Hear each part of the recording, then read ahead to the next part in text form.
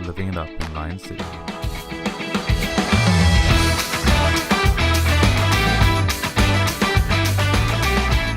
Hey guys, welcome to yet another awesome episode of Living Up in Lion City, a podcast about Singapore where locals and foreigners sit down, chill, drink beer, and talk about life here in the sunny island of Singapore.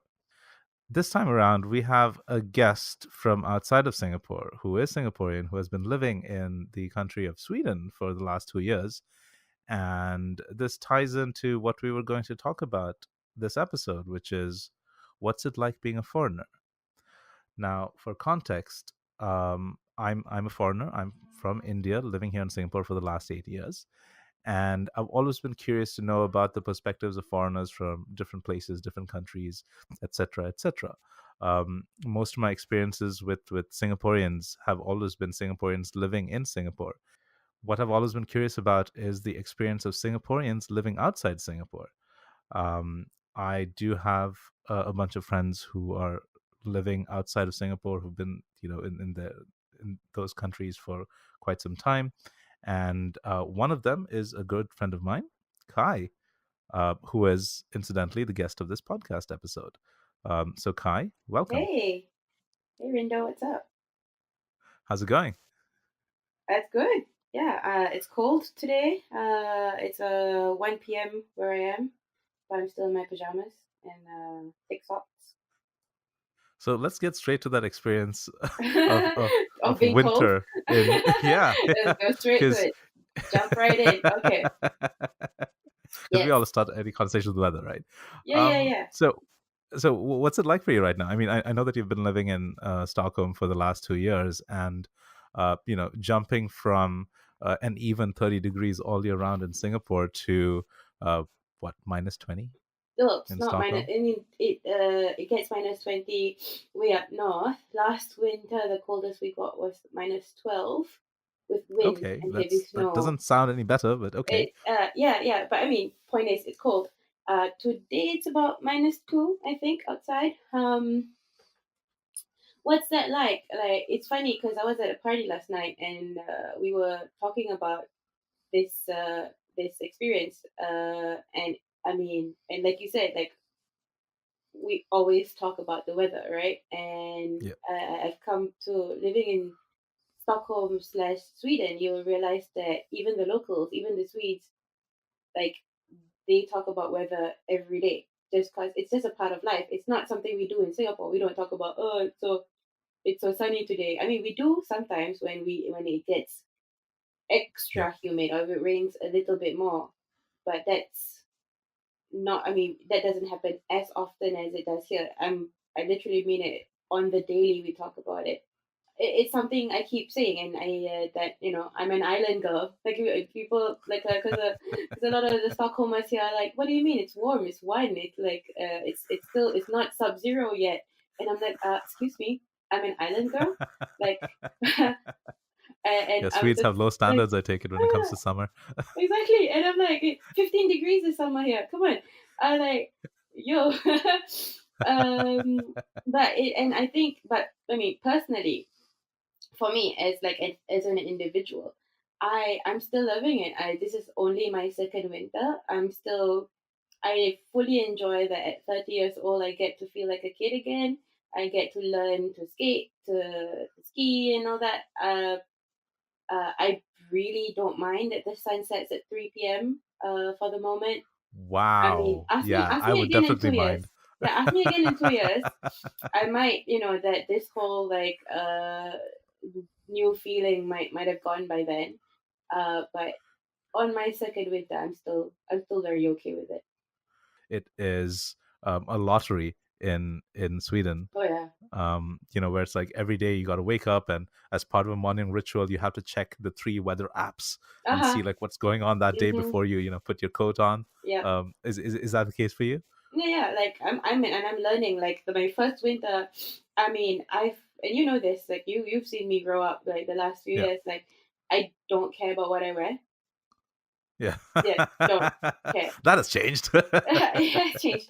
Like, back in Singapore, like, and I never took it for granted, even when I was home. Like, the fact that I could grab whatever was on the floor and just run out. I Yeah. actively chose a profession where I could do that. Even, you know what I mean? Um, I can't remember a time when I actually. Well, maybe I did for a little bit where I had to look like a human being when I went to the office. Like, but for the most part, I wore shorts and flabby t-shirts and flip flops. And my favorite thing about Singapore is I can wear flip flops to work, and Yep. nobody would really bat an eyelid. Um, then and when I got here, I figured, oh, I need to not freeze, so get a coat. And I mean, I had a coat from when I was traveling, so I just used that. I didn't even think about it. And then I came to realize, because I had that those one of those down jackets, like fluffy black down jackets. And I Okay. mean, it could also partly be the fact that Stockholm is one of the world's fashion capitals.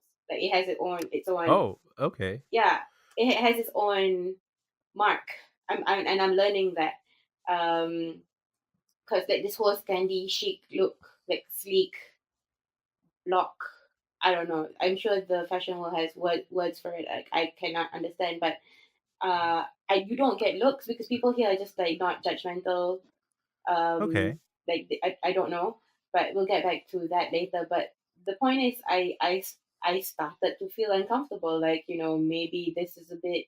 Maybe I need to not really up my game, but just maybe start looking my age. I don't know. Just maybe I just never thought I would need more than one coat, but eventually I got a coat. But actually, this coat that I'm wearing right now, that like I'm quite happy with, uh, actually got just because I had a job interview, and for once in my life I was like, oh, I need to look slick in a job interview.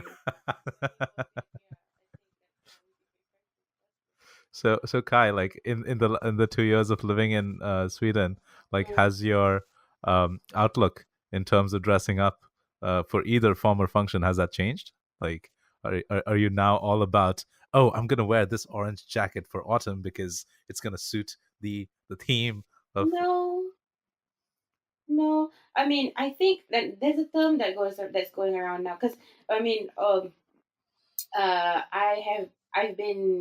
I've been involved with like a sustainability related startup in Stockholm, and it's got me thinking a lot more about sustainability. And even before, when I was in Singapore, like I did care about it on in my own way. Um, and there's a term floating around now called capsule wardrobes, and I realized today that, like, inadvertently, I have been doing that my whole life, sort of. Like, I have a handful of clothes that I just wear over and over again in different ways, just cause. Wait, there's a term for that? I thought Yeah, that was it's just called like a, what it's we do. I know it's what we Okay. do. Uh-huh. But there's a term now. It's called capsule wardrobe. Um, I mean, there's a term now called recycling, which is like something my parents always did, which is like, just keep the the plastic bags under the sink. It's like, Yeah, yeah. Back in the day, we did that because we were saving money, but now it's like it's cool to do it. So it's like, yeah, okay, no, like, it's like, yeah, hipster. Like, yeah, I mean, I've wow. been capsule wardrobing my entire adult life, but okay, it's a term now. But like, um, capsule wardrobe. So I mean, I just find a few pieces that last. But I mean, I do it mostly. Well, I do it mostly because I was broke. Right. Secondly, because I don't really care about how I look. Like, I mean, I try to be presentable and human. When I started learning that you need to look human to get a job. But it was mostly because I knew I needed to be able to function. Like, I could still do that, and catch them up in Singapore too. Like, for Stockholm, it kind of looks fashionable, and then it starts to hurt, and then you throw it away. And then you throw it away. And even then, you don't really throw it away. You chop it up and use it as, like, what do you call that? In Malay, we call that kain buruk. You know, Oh, I believe that the fashion world term would be derelict. That's it's actually that's what I from mean. that movie Zoolander.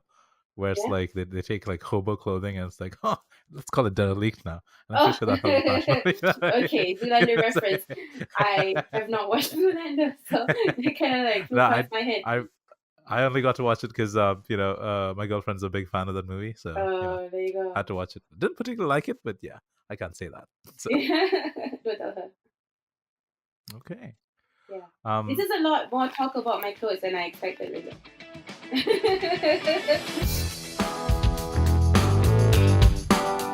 So Kai, tell us more about like. So what's your story in Stockholm? You know, what Wait. brought you there? What got you there? Ooh. What are you doing there? Woof. Okay. So I met my partner in Singapore. We lived together there.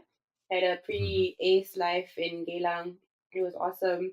Prata right next door. We gained about 20 kilos since we moved in with Oh each yeah, other. Oh yeah, it was that awesome. is the life. I know that's how you know you're happy, right?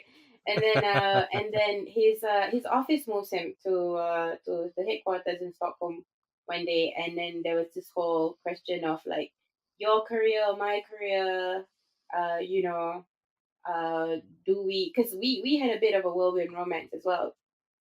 Okay. So we were dating and then ended up like getting together, moving in with each other pretty damn fast. So the fact that suddenly after dealing with all of this, suddenly having a boyfriend, suddenly having a live-in boyfriend came kind of like, whoa, do I want to move to another country with this guy? And to be honest, the answer was pretty easy. It was like, yes, I will never say no to adventure. And like I really like this guy. And so so yeah, that's how I ended up here. 2 years ago, and when we moved here, I mean, I had always, I mean, my work had always been like a huge part of my life, and Yep. I was like a semi workaholic back home, and Okay, let's not talk about semi workaholic. It's full blown workaholic. Seeing how you, I had a disease. I've seen you at it. So. Semi workaholic. Come on. I'm trying to be humble here. So I mean, but I loved what I did. But I mean, there was always. But I've been at it for like 10 years. I started working full time at 19. Didn't really stop, and Hmm. I was like, do I still want to stay in TV? This whole digital thing is so exciting. Everybody's like, seems to be having a lot of fun there, and like, what other awesome things could I do?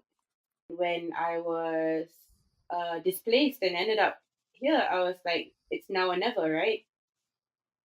Uh, Okay. now, if when better to make the career switch? I hit a point in my TV career that I was happy. I knew I wanted to do more, but this pull was stronger. My curiosity was stronger.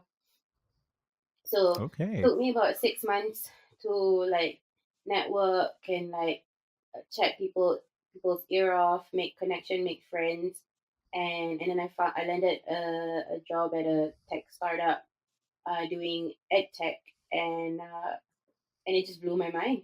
And so instead of going to school, I thought like I mean at 30 you're kind of like a little part of me is like, do I really have time to go to school and restart everything, or should I just jump in and just learn as I do?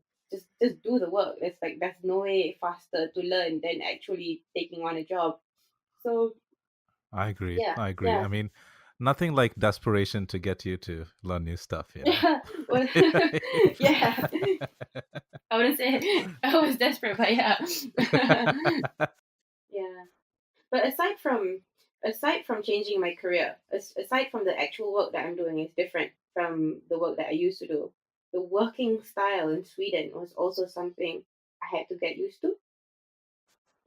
Back to the whole like expat experience, right? Because uh that when you come with Sweden, I'm being very specific about where I am right now. When you come to Sweden/Stockholm, one of the things uh people like locals might say to you, or other expats that have been here for a long time will tell you about Sweden, is that the Swedes have a very non-confrontational. They are very non-confrontational. They hate socially awkward situations, and that really Okay. translates in the workplace. There's a word here that they use for how people are expected to behave in a social space. Uh, Okay. or okay, I think a lot of Swedes might like, we could even post that question out there for Swedes who are listening in, what they mean by lagom, but I kind of understand it as not too little, not too much, just nice. It's that whole Goldilocks thing of like they Okay. expect So everything to be lagom. Like you want your cake to be lagom, not too sweet, not too bland, just nice. You want your social situations to be lagom. You want your workplace to be lagom, not too anything, not too little anything, just nice. So not too hectic, not too boring, just nice. does it You get translate to, people being uncomfortable when like, so are you saying by logom they mean, oh, they don't want things too overwhelming in a social situation, they don't want kind things too. of, yeah. I mean, again, this is whole the expect thing, right? I'm still learning what lagom means. Okay. Um, so I'm still learning. So as far as I understand it, like one time it's been explained to me how, mm, if you're in a meeting, for example, and one person speaks more than the other person, or one person speaks over another person, somebody else in the group will tend to give an opportunity for the person who spoke less to speak more. So it'd be like person A who's speaking too much, they'll be like, hang on, let person B speak. Okay. Yeah, Okay. there will be active monitoring of like equality, if you get what I mean. Is this something that everybody does in that meeting room, for I example? mean, It's not like the designated guy who's, defining like who gets to speak what, but it's like I think mm, everybody intrinsically understands that the people who speak less ought to speak more and give them the opportunity to do so. yeah, the second one that you said. Okay. Mm. Right. Okay. Okay. But Interesting. here's the thing, like, so I was very nervous because, as you can tell, I am not very lagom. I am not too little of anything, not too much of anything. I am too much of you, everything. you you you put I yourself out there. I fill up a Without- space. I come into a room and there's fill up the space physically and literally and figuratively in every shape and form. Like, I come into a room of full, like, full of blonde, blue-eyed people, and I'm like, I'm brown. Uh, you know what I mean? And well, let's just say that you establish your presence. That's yeah, so I was very nervous about that, and I went into interviews that they'd be like, what are you most worried about in, like, in this role? And I'm like, I'm worried I'm not Lagom. And I'm also honest. I'm like, I'm pretty direct, I like to think. And that's not Lagom. So Oh, okay. So is it not cool to speak your mind? Is that what you're saying? uh whew, Or no, I like mean, I think people love to hear people. I would like to believe, at least in my experience, I think it's fair. I think people, there's the thing about equality. They want everybody to share their thoughts, but at right, the same time, they want you to share your thoughts nicely. right. Huh. So Yeah. Kai, something tells me that you learned this the hard way. Like was there a lot of, Honey, you social know I faux learned it how oh, you know I did. Oh man, the stories I could tell you. Um but Huh, hey, you live and interesting. you learn, no? That's true. And That's true. yeah, and but I was lucky, very lucky to realize that with I mean, Stockholm is a very international city. Mm, and then they also have a very vibrant startup environment, and I was very lucky to find myself in a place where it's quite international. And I mean, there are elements of Lagom, but I mean, and Lagom in itself is not necessarily a bad thing. It's just uh, it's just something to get used to, and it's interesting, and I find it very refreshing because I'm learning to not uh speak over other people, which I've come to realize I used to do a lot. And I'm actively telling myself to step back and listen to my colleagues, because a lot of times there are very important or interesting points that I haven't wasn't able to hear because I was too happy to listen to my own voice, you know? For So sure, for sure. yeah. um this is interesting because like I come from a place where being confrontational is actually valued. Now once Mm, again, I'm not saying that this is like a defining cultural trait of Indians in general. It's mm, just that what I've noticed is that when I'm talking with a fellow Indian, um our conversational style tends to be quite, let's just go at each other, and we definitely enjoy it, like that's just how we communicate. But then it's quite like, for the outsider, for the outside looking in, they tend to see it as, oh my gosh, that's like needlessly aggressive, mm, but mm, it's more of a, a cultural style and all that. mm. And I've had times where I've had animated conversations, with my fellow Indian friends, and afterwards we've had like other friends come to us and say, hey man, like, why were you fighting? And I was like, what do you mean fighting? That's how We we were just talk. talking about the weather. And that's another thing about code switching that I love that my partner is able, like, he pointed out to me that I speak differently to my family than when I'm than to him and to his family. And like subconsciously I know it. I know that it's something I do, but it's I don't know, a little part of me is really curious because I live my own body, and I'm not able to sit on the other side and see it happen, because I think that might be really cool to experience. You That's get what I actually, mean? I Because I I do, mean, I do. yeah, I Because don't like see for the myself slipping into the other different ways that I talk. I don't know. Maybe I should film myself. I don't know. Anyway, go Yeah, on. film yourself. It'd be awesome. Not Interesting. narcissistic at all.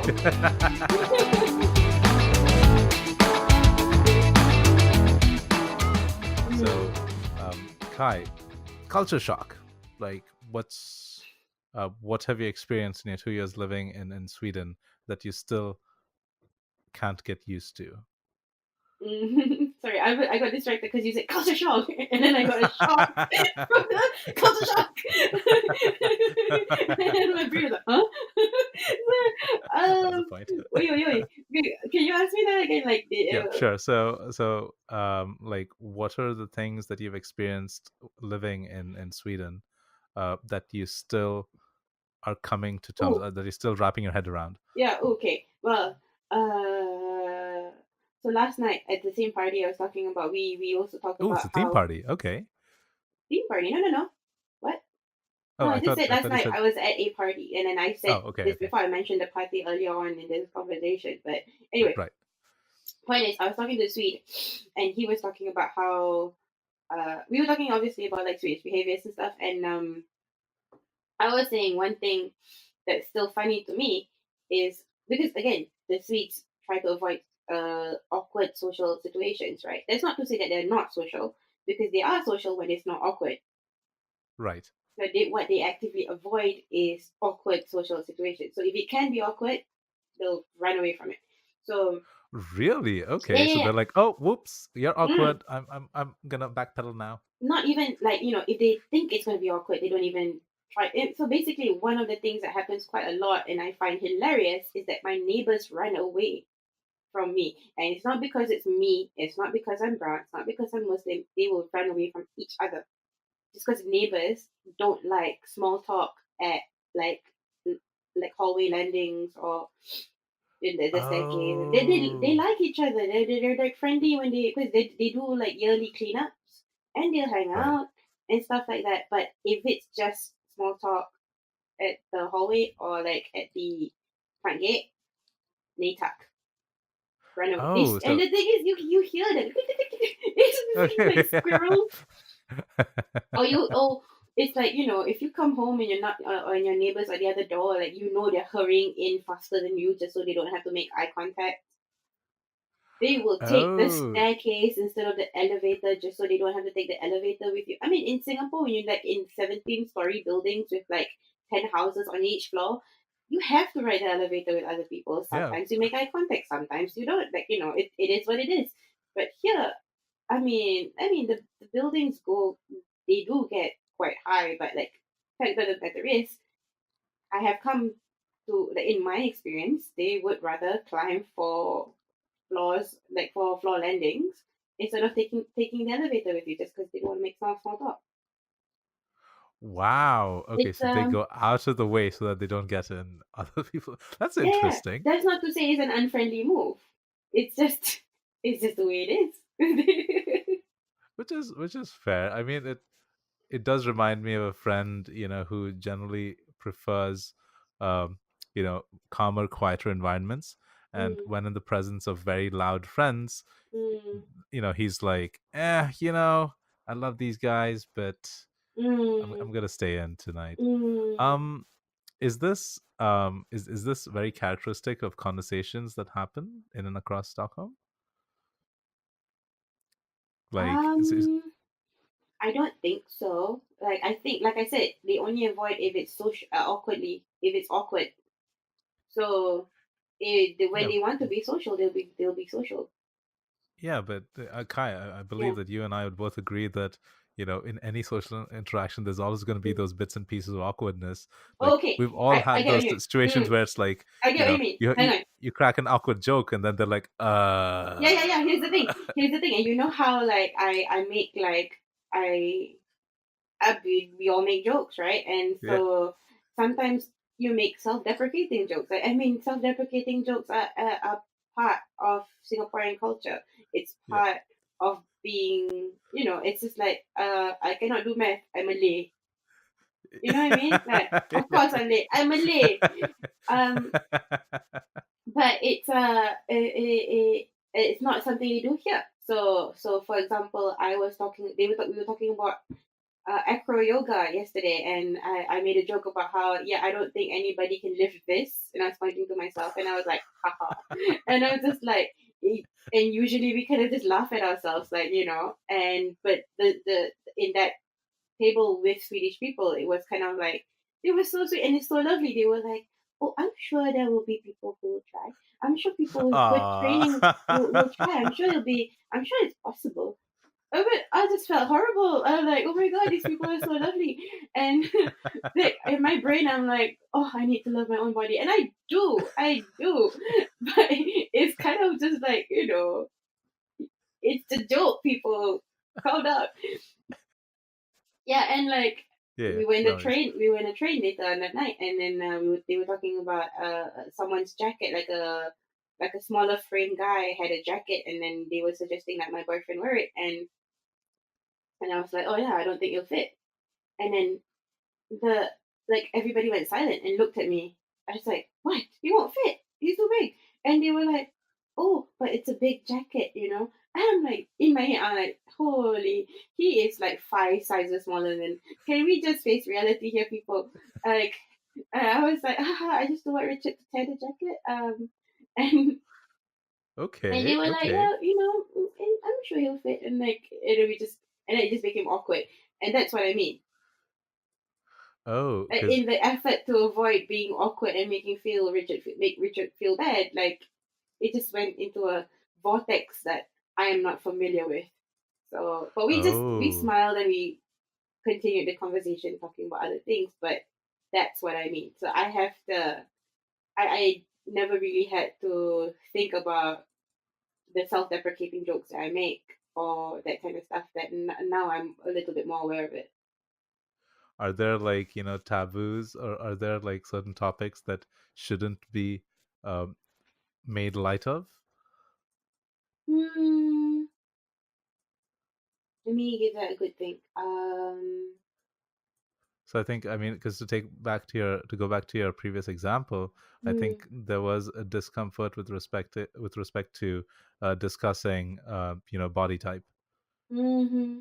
No, no, right? I think that's in a sense, like, they don't feel right making other people feel bad. That could be a Lagom thing. Like, you don't oh, put okay, each other okay. down. We're all as equal as each other. We're all as good as each other. That kind of mindset. I That's believe. actually kind of It nice. is very You know? nice, to be honest. Like, it makes me rethink some of my actions from before. It makes me rethink, like, okay, maybe me making fun of certain things about myself made it okay for other people to make fun of me, and I'm like, huh, like, made me think, yeah, made me rethink some stuff, and that's not saying that there's a right way or a wrong way, but it gives you food for thought. um Obviously, your level of humor tends to be the more way out there and like To say the least. confrontational, because it's like Crass. not, cross is probably not the wrong word, but it's like your humor's out there. It's like, hey, this is how it is and stuff like that. So is it because the average Swede is more comfortable with the more let's not overly um okay, let Um, me rephrase that. I tell you what. Before you rephrase your question, and when you could think about that later. Let me. I want. I also wanna. I want to meet more Swedish people. I want to hang out with more exclusively Swedish groups. I don't think if I'm sitting right now, I can only think of maybe the very few times that I've been surrounded by only Swedish people, where I'm the only foreigner. Could Right. possibly be when I was at the freediving groups when I go for training. Most of the time, a huge percentage of the time, I'm in a position I never thought I would be, which is an expat bubble. It's so weird. Also, and if I the very few I would say people who because you tend to go in groups, right? I would have like a friend or two where it's just them instead of part of a group.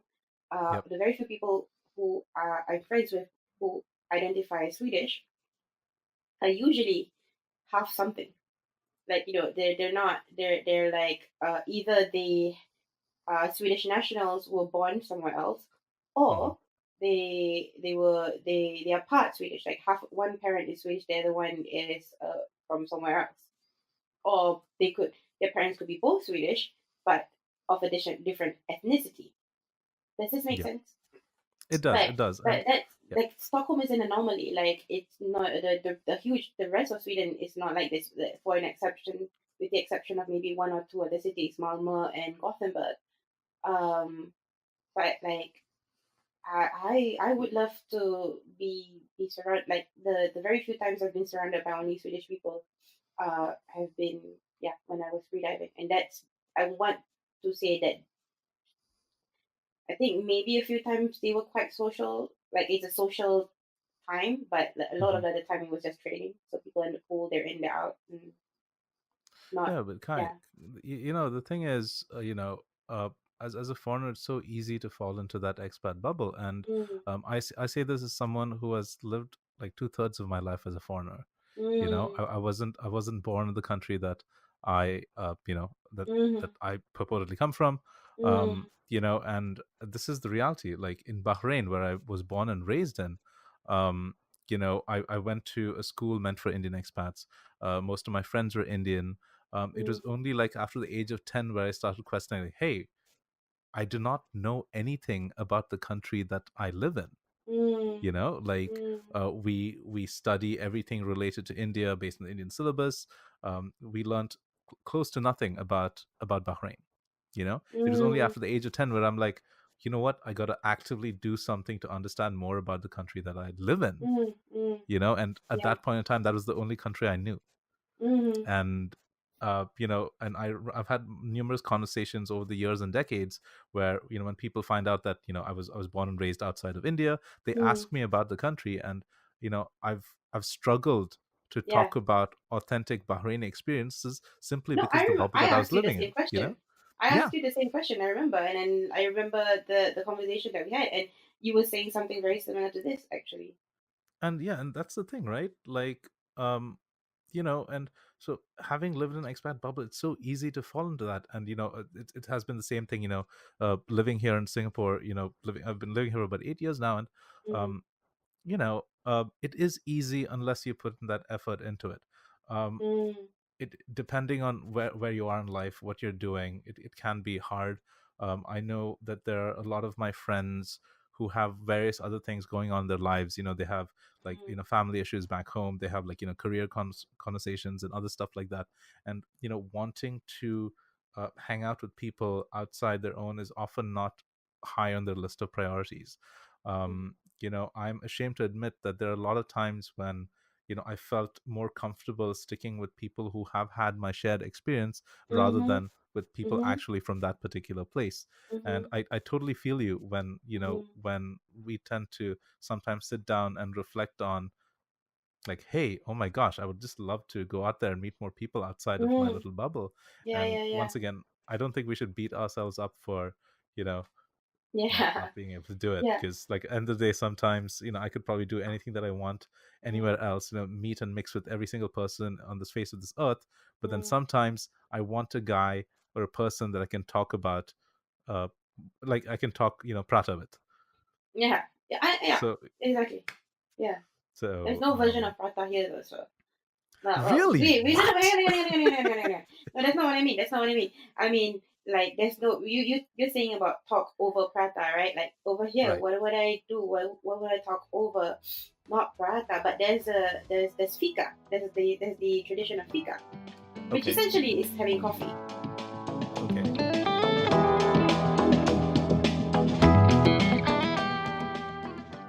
So yeah, like one of the first few things that when you come to Sweden, move to Sweden, it's like it's in the vocabulary everywhere. It's one of the things that the Swedes celebrate the most. Like, oh, you have to have a fika, which is essentially having a coffee, like a hot drink, uh, and taking a moment to be comfortable. Is Most of the this time, it's with a dessert, so it's like a coffee and dessert. Most of the time, it's with someone else, so you can have the hot beverage with someone else. Most of the times, it's coffee. Yeah, it's basically a break with a hot beverage, to relax, to kind of like chill and out. this is a daily thing, and I'm guessing there's also the social aspect of it that people enjoy. Yeah, I yeah, mean, yeah. So most of the time, you see because fika people is not like, just about oh, coffee, I presume. It's about the it's about the experience. coffee It's with a about friend, it's right? yeah. That's the thing. I've come to learn that it's not necessarily with a friend. You can have fika by yourself. Okay. Okay. Right. So it's in the vernacular, like, oh, you're like, I'm having a coffee. I'm just sitting, taking a break away from my computer at work, and just sitting coffee, having coffee, looking outside the window. Uh, I'm having a fika by myself. It's fine. My company is a startup, so it's a bit different. But like my boyfriend's company and a lot of other companies I know my friends work in, they will actually, like, the whole company will shut down, and there will be cakes for everybody in the pantry, cakes and coffee. And then people just take a break. They have a coffee, have a bun, and chat. So that which brings back my point. Like, Swedish people are social. It's when it's awkward that they run away from it. But with fikas and everything, people will be happy to talk to you over a bun and hot coffee. Okay, so awkward Yeah, jokes are off the list. That's gonna be a tough one because I most of my jokes know. are awkward. It's I like, know. I'm trying. I'm trying. so my jokes generally end with the finger gun. You're like, hey, I know. I then know. they'd be like, okay, nope, avoiding this guy. I know. Wow. Okay. Okay. Yeah, but yeah, the people take fika very seriously. The companies take fika very seriously. My boyfriend's company, I think they do it twice a week, and then they have a lady with a cart of full of goodies, and like, and it's not just like a $1 bun from the update shop. Like, it's a full on, like, princess cake, and like kanel bulle and cardamom bulle and semlas, and like, it's like, how in Harry Potter, like, with the card of goodies. Oh boy, I know Yeah, exactly what you mean. yeah, Oh and wow. like, and I mean, I thought he was making this up. I thought he was exaggerating, but there were pictures. Like, he'll take pictures and he'll bring back some of the buns for me, and I'm just like, this is zealousness, and I'm just like, I'm into it. I am down. I love this country. Nice. I am okay if it's law in the country that you have to give your employees buns. I am down. Yes. We all need that kind of fika in our lives, man. Yeah, Wow, I that's know, amazing. right? Yeah. So, Kai, when you talk to when you're living in Stockholm, what do people think about when they find out that you're from Singapore? And like, Ooh. Okay, what go on. do people think about Singaporeans? And Oy, oy, like, oy, oy. oh, okay, Man, yeah. Now here's the thing. So, Crazy Rich Asians did not help. oh shit, Ooh, but I did like, not see that coming. oh, come on. Oh, but anyway, um, I've actually had a very nice mix of reactions.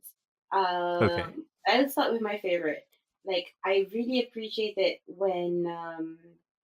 uh, when people are not surprised that I speak English, when they're not surprised that I don't look a certain way. I really appreciate it when it just goes. My favorite is when people go straight to "you have great food," because hell yeah, we do. Um, my favorite okay, conversations, and I'm sure a huge percentage of Singaporeans will agree. Like, if people just go straight to the Singaporean food, we're happy. Um, or especially if people are in tune with like the current affairs, if they go like, uh I think I've met a handful of people who are familiar with the Pink Dot right. movement, Oh, okay, and we go straight interesting. into that conversation. If they visited the, then we talk about how much fun they had there, or if they haven't visited, and talk about like the things they look forward to. But yeah, so I've had good conversations. Uh, the ones that really grate me, and like, not only am I Singaporean, I'm a Malay Muslim Singaporean. Yep. Uh, uh, I've had first reactions being, "Oh, that's a really rich country. You must be rich." One, and then I've had a person come up to, like, when they're like, "You're Singaporean. You don't sound Singaporean." And then when I go like, they go like, "No, no, no, no. This is because I spent time with Singaporeans. I went camping with a bunch of them for 2 weeks. I know how Singaporeans sound like. You don't sound Okay. Singaporean. Um, Right. you want me to talk like this, huh? I can also, but you really want to spend 2 hours with me talk like this one, huh? Sure. Ah. You know what I mean? I could. Do you want me to turn it on? Um, uh, but I mean, again, it's no fault of his. Like, but it's a whole other separate conversation about, like, our expectations of people. And then uh yeah, I think those are the top two that really grate me. You don't look Singaporean, you don't sound Singaporean, aren't you rich? Singapore such a rich country? You must be rich. Or like, what a That's sorry, the other one that really grate me is also like, I learned to go to Singapore. It's such a great party city. Like, wow, it's gonna be so swank, and I'm gonna shop, and I'm gonna party, and I'm gonna club, and I'm like, essentially they watched ooh. the Singapore Tourism Board ad on Facebook and they're like, Yeah, yeah, yeah. partying Slash and Crazy clubs Rich and shopping. Asians. Yeah. Yeah, Yeah. yeah. Yeah. Like, well, which goes to show props to the STB, because hey, great marketing, you guys. If that's the message you wanted to get across, I think Uh, you got it across. Kai, there's Yeah. actually Crazy Rich Asian tours happening in Singapore right now, So, um, but where no. they actually bring people around to all the places shown in the movie and stuff like that. So yeah, apparently there has been some traction because of it. you know, Who? you But know, I mean, that's a accuracy aside, but like, if, like, because there are, I mean, I am proud of my country. There are some them I have not watched the movie. I have no, uh, I don't want to watch the movie, but not just because of my, not just because I feel strongly against the the the representation in the movie, but mhm. the storyline just doesn't compel me. It's which not something is I would watch anyway. Like, so if this was a film about Hong Kong, I still wouldn't watch it. Like, I don't. It's not my thing. Rom com's not my thing. which is So fair. Like, so yeah. Crazy Rich Asians, I did watch the movie. I enjoyed it for what it was, which was romantic comedy. Mm, Fairly cheesy at times, but at the end of the day, it's fairly decent yeah. So entertainment. yeah. I think the bigger problem about Crazy Rich Asians here in Singapore, especially, was that this is a movie that is at its core a romantic comedy about rich people, right? Mm, Unfortunately, the crew and the marketing for that movie tried desperately to make this a vehicle about representation. So they're pushing that representation angle really hard, and this mm, representation was overwhelmingly about Asian Americans. Now, obviously, the context and the mm, conversation about Asian Americans is very mm, different. In the mm, US, I think they don't have that much media representation, so they're pushing really hard for this. I think the mm, mistake that they made was that they came to Singapore using that same representation shtick, mhm, you know, and that mhm, rubbed a lot of Singaporeans the wrong way, because they're mhm. like, why the fuck are you talking about representation But when you're not you are actually make representing. You're yeah, talking about diversity, but you're not actually yeah, fully going through with it. And correct, like if this is a win for Asian Americans, like power yep. to you guys. Like I'm happy for you guys. But Uh, then they go but around the different countries and they don't tailor their marketing for that country. They're like, oh, representation, and then look, like the Singaporean Indians, the Singaporean, like, what representation? excuse me, yeah. And I'm just like, why, for the love of God, did Cafe or whatever, all the cinemas in Singapore not start Crazy Rich Asians with Faka Fuzz? Like, at the beginning, it's like, hello, this is what Singaporeans supposed to look like, understand? Hello. You think you know what I mean? That, I Fuzz, do, I like, do. It I is that. really, It if was, I could record Fuzz and like that first, like, I don't think he does it anymore, but he used to start his sets with that joke. yeah. I want that. I think he should. Like, if he's listening, put that on your Insta story. I will record it. Anytime somebody comes up to me and goes, "You're Singaporean," I'll just play that clip. Like, white Man. man with Chinese girlfriend, you think your Chinese girlfriend is supposed to look like Singaporean? No, this is what Singapore girlfriend is supposed to look like: brown and chunky. You know? Oh man, that is a really good skit. I Yeah, I haven't I know. haven't I love you I first. haven't seen Fucker Fuzz. Like I haven't been going to stand-up comedy nights in a long while now. Yeah. But yeah, it's definitely something I got to check out. And Kai, I think you really missed out on a lot of conversations that happened here in Singapore when Crazy Rich I Asians came out. know. Because I Oh think man. a lot of, I mean, because there were a lot of interesting conversations that happened, and I loved how people didn't buy into the Hollywoodization of Singapore, because Mm. that was what I Crazy Rich can't believe Asians it. was. They Yeah. Hollywoodized it. It Yeah. was Yeah. just, it was an overly simplistic, a portrayal Mm. of a And the country. thing is, not to interrupt you, but like the thing Yeah, is, if people can recognize that, the thing is, if we have enough media literacy to recognize that to be able to like put that line through, and this is just a Disney version, like a Hollywood version, like a PG, sugar coated version. If people can actually separate that, I wouldn't be so angry. Just if we could actually separate that out, I would be much less frustrated. But the whole point is, it was sold on a political topic, if that makes sense. It was politicized in a way, like, diversity was such a huge part of its marketing yeah, that it became bothersome. If it wasn't, then I'll be all power to it. Like, I'll be all for it.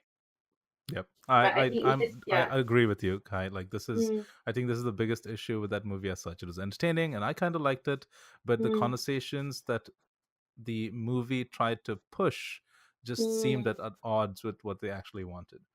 Because And I mean, if this movie had been set in Hong Kong, I wouldn't even like, there was nothing to it. Like, oh yeah, Hong Kong is historically Chinese. Like, cool. Like, yeah, like, they would probably throw in, like, the city as it is today. But to show a Singapore with no brown people, and okay, yeah, we had a Malaysian princess in, played by a Pinoy yeah. actress.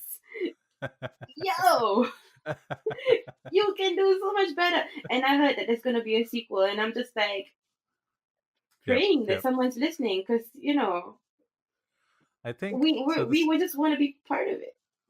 So I think the sequel is going to be set in Hong Kong or Shanghai. I'm not sure which one. Mm, And I'm pretty sure that there'll be conversations about this in Shanghai, like what happened here in Singapore. To the like, are you really representing Shanghai, or really representing the Hollywoodized version of it, like the mm. dreamboat version of Shanghai? Matt Damon Having in a said ponytail. this, sorry. Matt Damon in a ponytail. Yeah. Right? I actually want to watch that movie just because So Bad So Good. You know what I mean? Okay, so I did watch that movie, The Great Did Wall. you? Oh wow. Yeah, so here's the funny part, right? Yeah. Matt Damon is a side character, Oh, okay. right? But Yeah. he's like top billing in all the publicity and promotion materials and stuff like that. So this is Mm, a Chinese movie at its core. Like martial arts, and it's like very Chinese at its core. And this guy is just yeah. a side character and stuff, right? But for some Right. reason, he gets like all the Yeah. space, Then that's just to sell the all the tickets. media. I think Yeah, that's that's also just to true. sell But then, tickets. like, And then I think the thing is that I'm less mad about that because it's just so obvious. It's like we want to sell tickets, so let's just put Matt Damon in a ponytail in the posters. which is fair, Um, which is fair. Although I dare say that the Crazy Rich Asians crew, who will end up making the sequel, I think they'll be mm, more cognizant of the marketing and for this movie, and try not to make it about representation all across the globe. And I think specify that just this tell is it as more a about rom Asian com. American. This Yep. is such a rom com. Like yeah, no arguments there. Nobody's gonna get mad. But if you just sell Right. diversity, then you actually gotta be diverse. It's like telling me, hey, here's a chocolate ice cream cone, and it's actually durian. Or it's just all ice cream and no chocolate. You said this is the diverse movie versus diversity. If you're telling me this is a chocolate ice cream cone, then where's the chocolate? It's just ice cream. You know what I mean? Yeah. Yeah, I do, I do. But Yeah. Hollywood, right? Like I don't Yeah. think nuance is big on their list of priorities. Yeah. Um, Hollywood. Ah, what do you miss most about home? friends and family. Okay. Okay. You mean Is other than friends and family? I miss you, because Rindo. who Uh, gives a fuck about friends and family? That's what Skype is for. uh, my career. Oh, okay, right, right. uh, uh, um, look, I mean, uh, I could go on and on. I miss KFC, and I think I've been very vocal about how much I miss KFC. Wait, KFC Uh, is not available in Sweden. It's in oh, Stockholm. it's not one. It's not the same. Two. Oh man, you love this. So I think I've told you the story before, but I'm just gonna tell you again. Um, there is KFC in Sweden. Just when I first moved here, there wasn't an outlet that was near me. So last year, what we did was we took an overnight train to Copenhagen, 8 hours, just to have KFC. And Wow. and I mean, yeah, yeah, okay. So I went like the trip to Copenhagen was like to make Jing as well, but but we when we got there, I was like the entire train ride, I was like KFC, KFC, KFC. So Wow. we landed. We got there at like 7 a.m. Checked in by noon, and like I think my boyfriend was so wrecked from like the like staying up the whole night chatting in the train that he went to bed. So he went to sleep, and I went online and I saw that there was a KFC that I could call to deliver. So I did. I got like a bucket of crispy wings sent to the room door. And he Whoa. like Rich went to bed at like noon. He got up at like 1 to the smell of chicken wings, and me on the bed just destroying the bucket. And Uh, Kai, yeah, are there like chicken outlets? Like I mean, I'm sure okay, there are look at fast food it. outlets in Yeah, Stockholm. they have fast food. Well, this is Stockholm. Like they have a version of a McDonald's called like not a version of McDonald's, but they have Sweden has its own fast food outlet, which to be honest is my favorite fast food outlet in Sweden. Called Max, Max, not to be Okay, confused with Macs, but um yeah, they've got like vegetarian and vegan options, very scandy. Uh, okay. and it's the freshest of the bunch. It's made really well. And if we ever crave fast food, that's where me and Richard tend to go. So KFC did open near me, like as I think in November. So when Okay. we heard the news, we were ecstatic. Like me, like Rich was like, "Finally, you'll shut up." And I was just like, yeah, it's still an hour away. And so we had to take two trains to get to this place from where we are, because we're in the center of the city. This one is like it's in Brahma Airport, which is like a bit north, I think. So you take two trains, and then we went there excitedly, and only to find out that I was a week early. Like we went round and round the whole mall. Was like, where is it? And then somebody was like, oh yeah, well, it's in the small building outside the car park. The building's there, but it's not open yet. So we had to make the trip back, take an hour, two trains back to the city. And I was like upset. Then the next week we went again when it was finally open, and we had it in our heads that this is the whole reason KFC didn't open is because there's no market. Like the Swedes are probably not fascinated by it at all. But I was too excited. I woke up at 9 and I made Richard just get up and go, and we were there by 10 plus a.m. in the morning, and we did not expect the crowd. It was a huge Oh, crowd. This is 2-floor building. It was packed. And at 10:30 a.m. in the freaking morning, I was like, all right. And when wow. we came in, and Okay. they were like, there was a bit of snow. This was like, and it was already cold outside. There's a white tent. And we were like, why is there a tent? I don't know. Maybe it's because there's a new building, whatever. And we managed to get a seat because there was only two of us, and most people in big groups couldn't find a seat.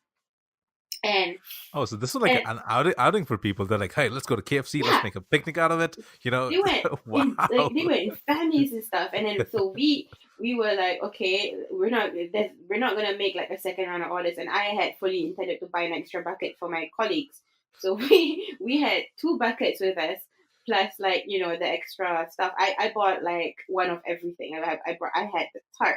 No, it wasn't a tart. Sorry, tarts in Singapore. I had the chocolate ice cream. I had the popcorn chicken. I had everything.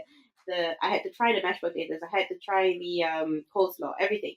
So there's two of us, a tiny table, and there's like two buckets of chicken, and it's overflowing. So we intended to eat like just half a bucket. We ended up eating a bucket and a half. So the bucket for my colleagues ended up being half a bucket, but it's okay. So by the time but They with won't the care what they don't know. yeah, exactly. They were still happy anyway. It's fine. It was so we ended up staying like quite a while with like the food itself took 20 minutes, which is like not really fast food, but hey, it's okay. And so we ended up leaving at around noon, I guess, and that was when we realized the tent outside was for the queue that was snaking to the car park. There was Wow. this was like Singaporean level queue. Like that I have not Gosh. that is not Lagom, my friend, not Lagom. Okay, so they Like really love their KFC. I Okay. was like, yes, yes, my people. And oh man, I have not felt at home in a while. Like with this, even though we walked out and it was like frost outside and it was like uh,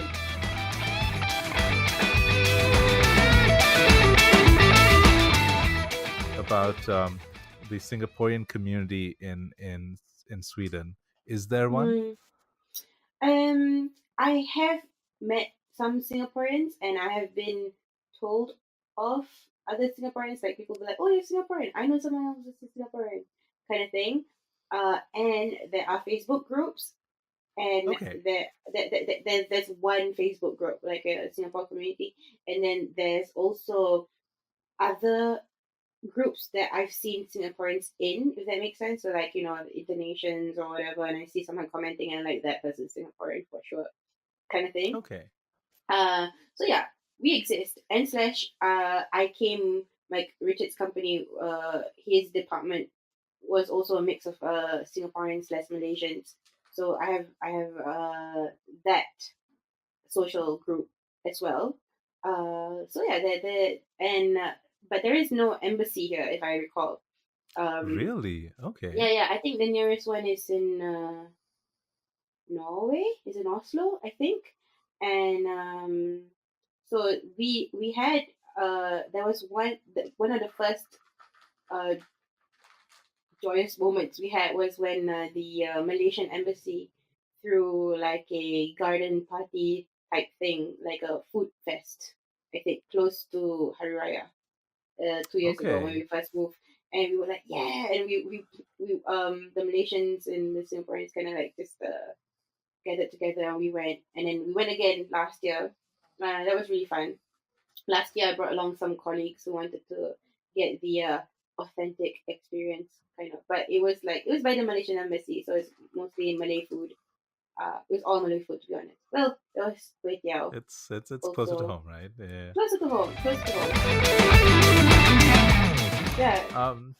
So Kai, yeah, I guess on that note, you know, is there anything that you would like to you know, tell our potential podcast audience about life in Singapore, about life in Sweden, about life in Mm, Sweden as a Singaporean? Any tips, tricks, survival hacks besides thick Um, socks? no, thick socks definitely. Uh, Survival. I wouldn't. I don't actually have any tips or tricks. I mean, unless people ask me directly, but and more specific. But I would say that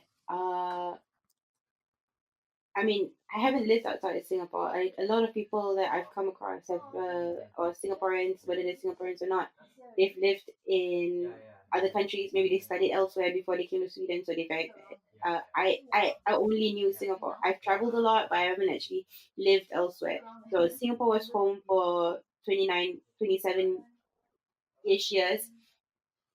And then, to come here, it's like the grass is always greener on the other side, and you think that you come with certain expectations, but like I fully enjoy the ride of being proven wrong or shown something that I haven't thought about before. uh, and I really appreciate learning the nuances, and I really appreciate learning that there are some parts of life in Singapore that I really took for granted, and I really appreciate learning as I go, and and learning that things are not always what they seem. Yep. Yeah, that makes sense. Um, Yeah, so Kai, once again, absolute pleasure talking to you as we always do. yeah. And on this note, I wish you a good afternoon. Kind Is of, that you're like, good afternoon, maybe. Yeah, I kind of wish you a good afternoon. This was fun, Randall. Thank you so it much. definitely was. It I had really so much was. fun. All right, have a good one, Yeah, guys. bye. Bye.